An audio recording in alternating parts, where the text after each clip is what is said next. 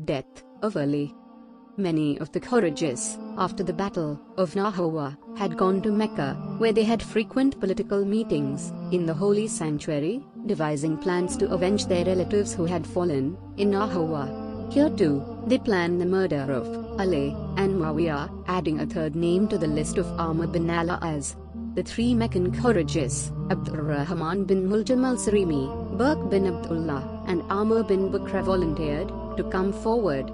Abdurrahman agreed to kill Ali, Burq to Muawiyah, and Amr to murder Amr bin al-As, now the governor of Egypt.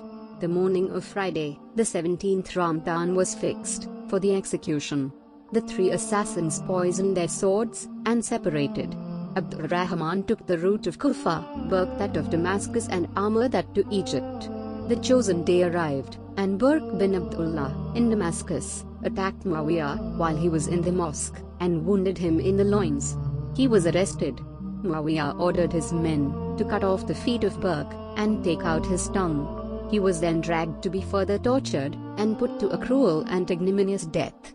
In Egypt, Amr bin Bakr went to the mosque on the morning of 17th Ramadan to assassinate Amr bin al-As.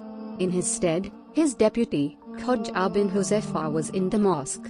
Amr bin Bakr, who had never seen either of them before, slew Khadija with one stroke of his sword.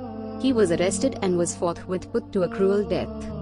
Of the three assassins, it was Abdurrahman who had the easiest task for Ali. He went to the cathedral mosque of Kufa just before the break of dawn, where he took up his position in the narrow passage leading to the mosque, and waited for Ali to enter.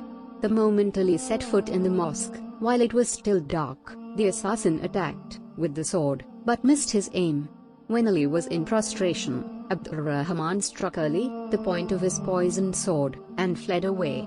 Shortly afterwards the congregation began to assemble in the mosque for the dawn prayers, and there they found Ali lying wounded on his prayer mat.